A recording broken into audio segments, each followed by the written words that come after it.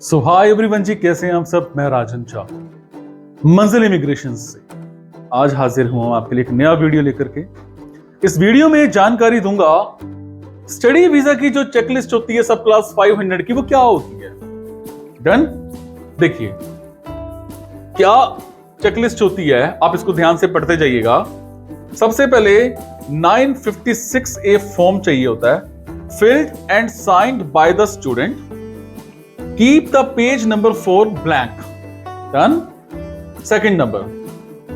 All pages of passport notary test होने चाहिए। All pages of old passport, अगर वो आपके पास है पुराना पासपोर्ट भी, तो वो भी नोटरी टेस्ट होना चाहिए। Page number should be clearly visible on all pages जनाब। ठीक है, जो पासपोर्ट पर पेज नंबर नहीं होते वो आपको प्रॉपर उसमें दिखाने हैं। ये ना हो कि गलत मलत स्कैन कर रखा है, ऐसा नहीं होना चाहिए।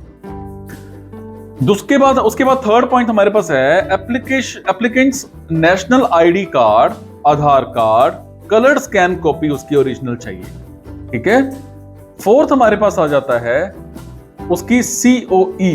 जो सीओई है वो यूनिवर्सिटी से मिलती है, वो भी आपने डालनी है। फिर हमारे पास आ जाता है OSHC सर्टिफिकेट होता है for the full duration of program. Duration should start 2 weeks prior to the course. ठीक है, 2 हफ्ते पहले स्टार्ट हो जाती है। Date and should end 2 months after if the course is finishing from January until October, or should end on 15 March of the following year if the course is finishing in November to December. समझे। Next हमारे पास 6 point आ जाता है आपकी आइल्स, आपकी PTE, टॉयफल score, ये सारा का सारा कलर्ड स्कैन चाहिए जनाब। Done.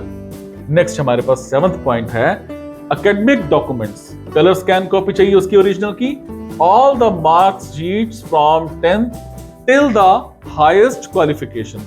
Number 8 work experience documents, colour scan copy of original, appointment letter, work experience letter and salary account statements last 3 से 6 महीने की as per the requirement. Then in case salary account statements is not available, then we should require form 16 या फिर ITR as income proof of the student. Done. 9th point है updated financial matrix mention the details of funds available after the fee payment. 10th हमारे पास आ जाता है funds, colour scan copy of original चाहिए। इसमें education loan along with collateral property documents, valuation report चाहिए आपकी, डिसबर्समेंट लेटर चाहिए एंड लोन अकाउंट स्टेटमेंट। ठीक है। फिर हमें चाहिए सेविंग स्टेटमेंट ऑफ स्पॉन्सर्स। क्या होता है उसमें? Balance certificate stating the balance on the date when we are lodging the visa and till date updated bank account statements. उसके बाद हमें चाहिए fixed deposit of sponsors, FD जिसको हम बोल देते हैं। Balance certificate stating the balance on the date when we are lodging the visa along with renewal copy और auto renewal certificate. Is it? Other supporting documents अगर आपके पास हैं तो आप वो भी लगा सकते हैं। देन हमारे पास आ जाता है income proof of all sponsors, colour scan copy चाहिए उसकी। ठीक है। ITR चाहिए स्पॉन्सर की 3 साल की जो फाइनेंशियल ईयर्स की होती है, विद कंपटीशन भी होनी चाहिए। कई बार हम कंपटीशन भूल जाते हैं, वो लगवा लिया करो। ठीक है। फॉर्म 16 स्पॉन्सर का चाहिए 3 साल का। डन। उसके बाद 12th पॉइंट है हमारे पास CA report of parents, family, और सैंपल मैं आपको, आप चाहते हैं तो मैं से आपको दे दूंगा। ID proof of all sponsors, preferably pan card, passport, colour scan copy चाहिए सभी ओरिजिनल्स की। फिर 14th पॉइंट है affidavit of support from all sponsors, SOP in word format या फिर फॉर्मेट में से ले लेना आप। अपडेटेड आपका रिज्यूम होना चाहिए। 17th पॉइंट है क्रेडिट कार्ड ऑथराइजेशन फॉर्म। ठीक है। उसके बाद 18th पॉइंट है details of family members include asset details.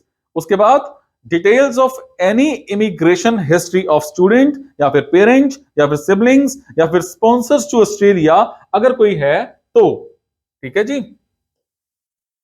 फिर 12th पॉइंट है ट्रेवल हिस्ट्री, उसके बाद आपकी 21st पॉइंट है आपका वर्क हिस्ट्री। नेक्स्ट हम चलते हैं स्पाउस केस। स्पाउस केस में क्या होता है, देखिए all pages of passport, notary test, सारा कुछ वैसे का वैसे चाहिए। पुराना पासपोर्ट है तो वो भी आपने नोटरी टेस्ट कराना है। मैरिज सर्टिफिकेट चाहिए, वो भी नोटरी टेस्ट कराना है।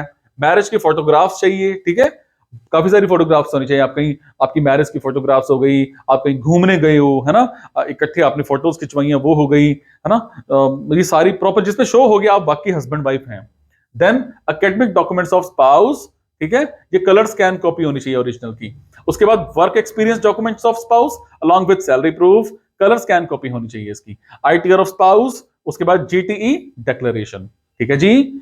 देन हम चलते हैं फॉर अंडर 18 एप्लीकेंट्स। कई बार बच्चा अप्लाई कर देता है अपनी मां के साथ, अपने फादर के साथ, है ना, तो उसमें क्या होता है, फॉर्म 1229 होता है एक, वो लगेगा, ठीक है, जो पेरेंट्स की तरफ से फिल किया जाता है, पेरेंट्स की तरफ से साइन किया जाता है।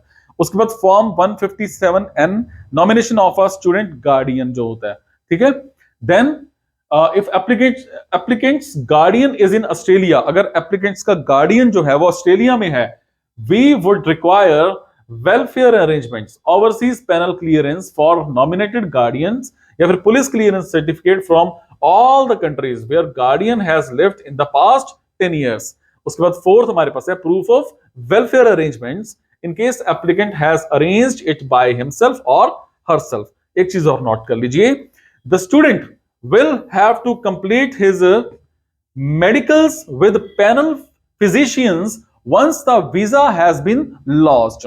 After the visa is lodged, his or her HAP ID बनाई जाती है, will get created and we will share the same with you. ये लिंक है, आप चाहें तो मेरे डिस्क्रिप्शन में जाकर के लिंक को देख लीजिएगा, ठीक है, वहां पे क्लिक कर लीजिएगा। ये भी एक लिंक दिया हुआ मैंने आपको, इस पर भी आप जाकर के क्लिक कर लीजिएगा। कैसी लगी इंफॉर्मेशन, कमेंट में जरूर बताइएगा। आपके कमेंट से मुझे प्रेरणा मिलती है और कुछ अच्छा करने की, और कुछ नया करने की। किसी भी तरह का मन में कोई भी सवाल है, कोई भी डाउट है, तो आप हमारी ब्रांच मंजिल इमिग्रेशन में आकर के मिल सकते हैं, या फिर कमेंट बॉक्स के जरिए मेरे से इंफॉर्मेशन हासिल कर सकते हैं, या फिर आप चाहें तो अपनी प्रोफाइल मेरे व्हाट्सएप नंबर 9888330068 पर शेयर कर सकते हैं, जिसके बाद मैं आपको बताऊंगा कि आपके लिए बेटर क्या है, कौन सा कोर्स, कौन सी यूनिवर्सिटी, कौन सी कंट्री। Is it? मेरे साथ जुड़े रहने के लिए चैनल को सब्सक्राइब जरूर कर लीजिएगा। Thank you.